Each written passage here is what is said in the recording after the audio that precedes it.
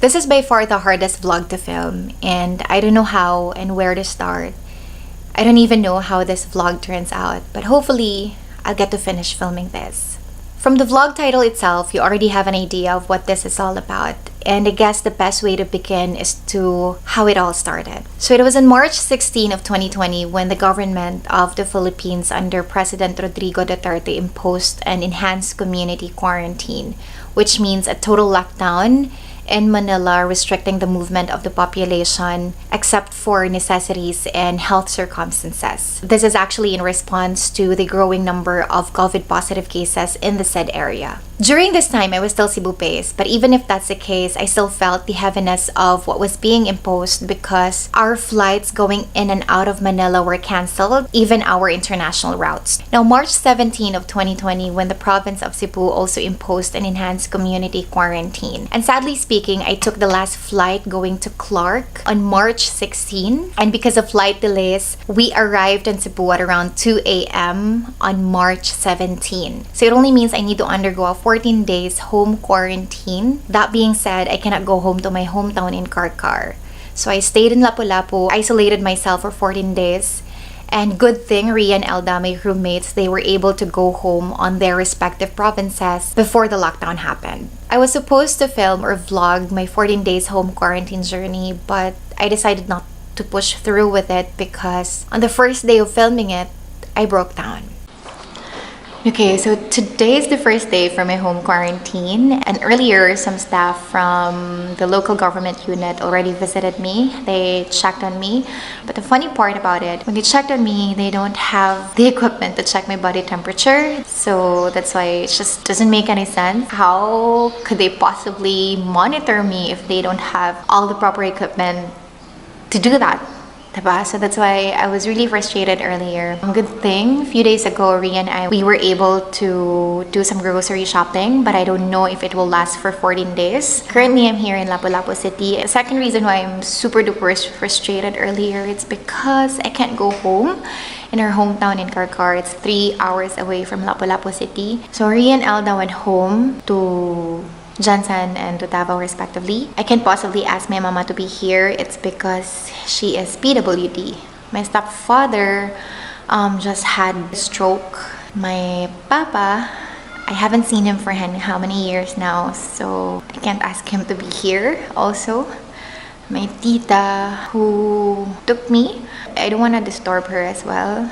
So yeah, it's just gonna be me and for 14 days. Sorry guys. This vlog is gonna be pretty heavy, knowing that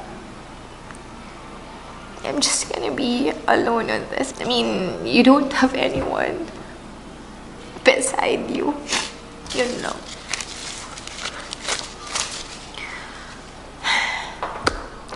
But we were born to be strong, and we were born to be resilient enough to conquer everything. So 14 days, I can definitely make it. Diba? Laban. It was heavy. There's a lot of emotions poured out.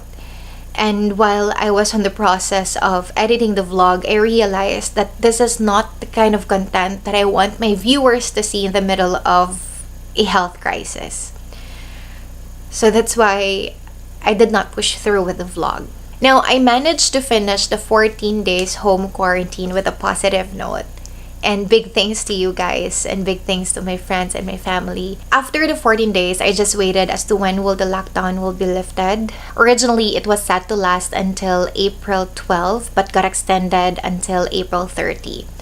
May 1 came and it got extended again until May 15. Ria, Elda, and I were supposed to be based back in Manila because back in February, we requested to be based back there because we missed the long haul so much. Unfortunately, because of what's happening, we need to hold that plan and reschedule it by June. But on the last week of May, a bad news came in. The company needs to downsize because of the losses.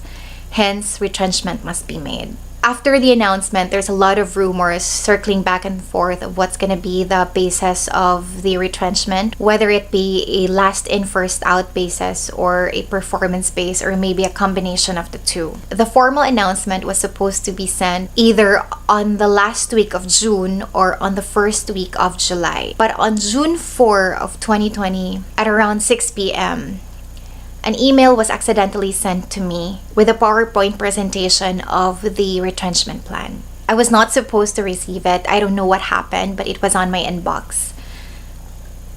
And so I checked the email. I read the attachment and I saw that our batch was included.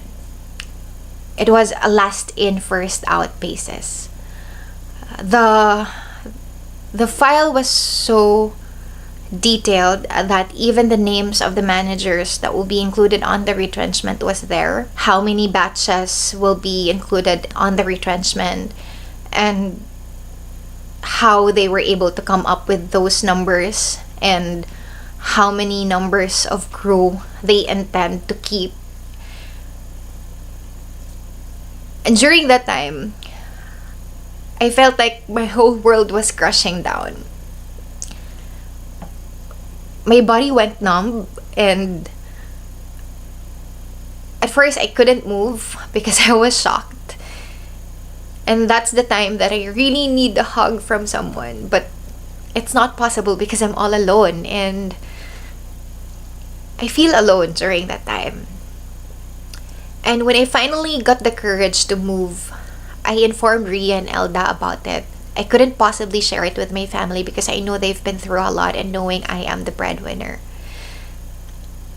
After I shared it to Ria and Elda, we just cried and we thought about what will be our next step. And by the way, guys, few minutes after I received the email, our head called me and informed me to delete the email and informed me not to share the information to anyone. But I was honest that I was able to share it to Ria and Elda, and so we kept the information within ourselves.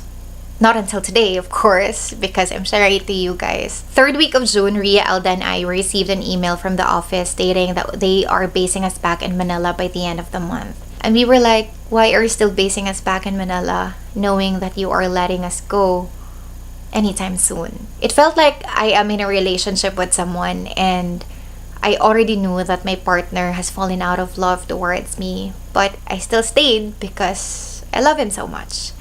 And for as long as he will not tell me, you know what, I'm letting you go because I no longer love you, I will still stay, and I will do whatever the things that he wants me to do because I value him, I love him.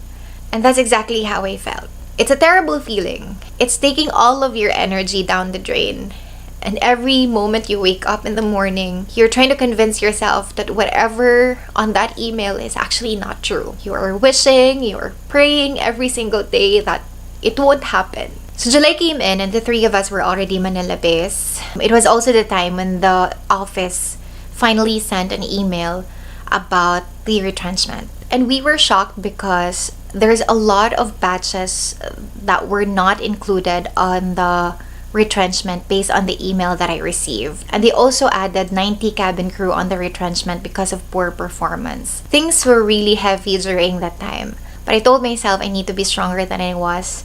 And if in the event I'll get to fly again, I need to perform well. And true enough, I was able to fly again, and I was really happy because I was able to wear my uniform again. I get to experience of wearing the PPE. I was really happy during that time. As a matter of fact, I even shared it to you guys, my first flight ever after the lockdown. Things went smoothly after that.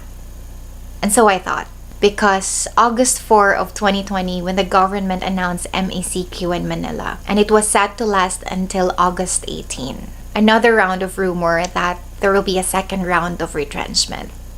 And this time, I already knew that our batch will no longer be saved. It was the time when you thought everything went smoothly, but then life surprises you. I prayed and wished that the rumors were not true, that the second wave of retrenchment will not happen. But in September 2, they finally sent an email stating that there's a second round of retrenchment, and this time our batch is already included. And on the email it says that effective October 16 of 2020, we are no longer part of